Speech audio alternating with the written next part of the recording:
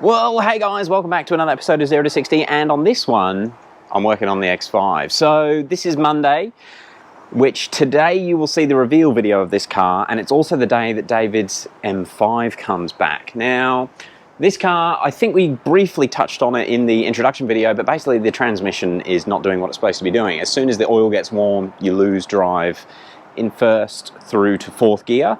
If you can get up to speed before it dies, it will actually hold fifth gear, but it normally goes into a trans failsafe program, which puts it in fifth anyway. Yeah, but long story short, gearbox needs to come out. We've done scans with ISTA, checked fuses, checked for it being an electrical problem, because I have heard about people having the same issue when the DSC pumps fail. Yeah, it looks like the only option is to get the transmission out and have a look inside and see what the hell's going on. I'm fairly confident it's not a torque converter. On the test drive and even driving up the hill yesterday, it really does bite well. I think the torque converter's fine. I think it's going to be a seal issue or a bearing in the A-clutch from what I've read. But I've never really played one of these ZF 5-speed transmissions. This is the ZF HP24. So it's going to be a bit of a learning experience, and we'll take you guys along for the ride. Now, we did just get this up on the hoist, and it's my first look underneath it. Now, this car has done 178,000 kilometers, I think the odometer said yesterday, and it's bloody tidy. In fact, this could be one of our more tidy vehicles. Like, there's really not much surface rust, everything's pretty clean. Like all this sort of stuff, it's really prone to rusting normally, and it all looks pretty fresh, which is good because we're going to have to take it off soon. Back of the transmission, tail shaft, there's no play in any of the joints, the guibos, everything's good. So I was pretty happy about that. And of course here we have the transmission. You are greeted with a few lovely oil leaks as you get closer to the engine. Looks like the rear main is leaking. This is the front seal out of the gearbox. Yeah, all the axles, everything looks pretty good. I'm guessing, let's get some light, sorry. There it is. I'm guessing we've got some rocker cover issues. We've got some fresh oil on the front of the engine, but that's pretty normal with an M62. The rocker covers do need painting, so that would be a nice little refresh we can do. But yeah, CV boots, pretty damn happy with the condition of it. It looks good. So yeah, this is the OG X5M. Now, although that is a ZF HP24, it is not the same one that's in all of the other models. Hopefully you can see it there. But the part number actually ends in 34, and that designates the IS version. Has got a bigger torque converter and also an extra clutch plate, I think in fourth gear, just to help with holding the torque. Something else that we noticed when we got it up on the hoist yesterday, we're looking at the brakes and we're thinking, damn, they're pretty big considering this is a 20-inch wheel. And looked into it and they are 354 or 355 mil rotors. So the IS does actually have bigger brakes, different suspension, different engine, different gearbox. It's really got quite a few upgrades. It's a proper attempt at an M SUV. Good job, BMW. All right. Pretty long intro. I'm going to crack on with taking the gearbox out. Now, I've looked at some forum posts and I think I've got a plan, but instead of filming everything, because a lot of it's going to be me thinking, I'll just give you an update when I reach a significant stage. First thing I'm going to do is take the exhaust off. Well, we have the exhaust off. That was actually really easy. It was just the 4 bolts at each end. One nut, I should say. These are the manifold studs. Well, nuts, sorry, that go onto the manifold studs. That one decided it didn't want to be a 12 mil anymore, so it just required a 11 mil to be fitted to it, which I've got to get that out yet. But I think I'll replace these because they are showing a little bit of rust. But aside from that, everything's pretty dry. Actually, while I'm looking at these bolts, I'm going to make a note. So they're the manifold stud nuts. These 4 bolts are from the gearbox mount support bar. There's still 2 in the car.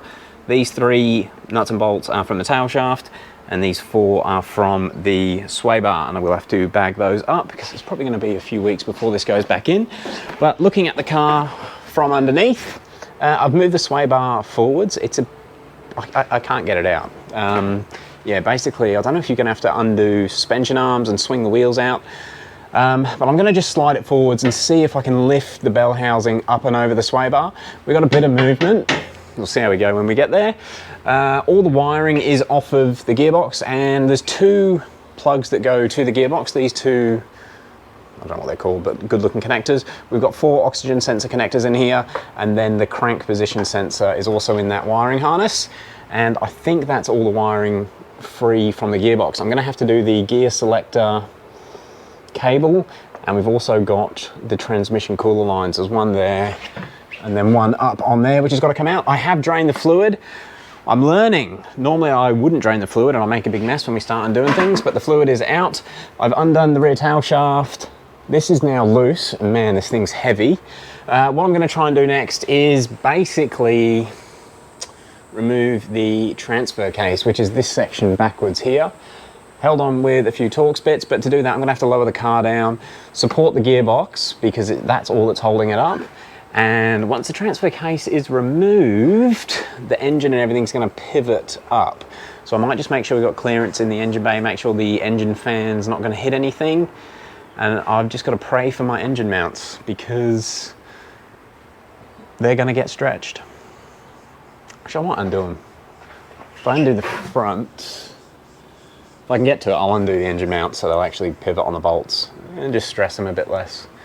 But yeah, once that's done, once that's off, it's just a matter of getting to the bell housing bolts, and I'm hoping that with enough angle on the gearbox, I should be able to get right up to the top bell housing bolts, which there's no way you can see, but they're all the way up there. All right, I'll keep cracking on. So, update. We are working on the floor. Oh, actually, that lens looks a bit dirty. We are working on the floor because I don't have a transmission jack. I only have this bike stand, but we're going to get around just... I'm not made for this flexing. So we have the transfer case off the back of the gearbox. I read that it's easier to do it that way, and I mean, it's got some weight to it, the transfer case, so maybe it's going to make the next step a lot easier. In fact, it's going to give us movement to get the gearbox away from the engine, so that does make sense.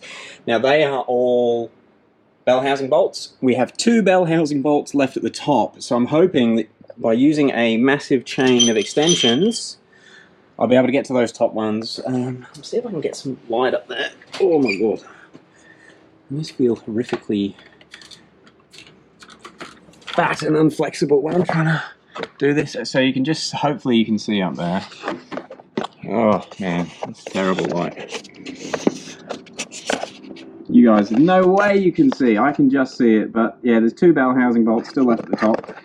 Apparently they're not E12s. So I'll try and get an E11 on them, and wish me luck. Well, that was tight, and it was my fault that it was that hard. I just completely forgot to undo the torque converter, and I didn't realise until the gearbox was like an inch away, well, an inch off the block, and at that point I thought, oh, I'll just try and get it. So the issue with that was I had to hold the gearbox perfectly in line to get it off of here, so that we don't damage that seal, although that seal is probably going to need to be replaced anyway. Looks like the box might have been apart before, because we've got a couple of new bolts where the rest are all rusty. It's going to be interesting to pull it apart and see exactly what is causing that issue in there. And I'm going to need Dave's help to get the torque converter off. Hopefully it's only 6 bolts, which there is an access port in there, just like the N54, so that won't be too bad. I just completely forgot about it, like a muppet. Anyway, I'm going to end this video off here, I think, because I'm covered in oil now. As soon as I cracked the torque converter, oil just started pissing out, and I needed to sort of get in and under to lever it in the right way.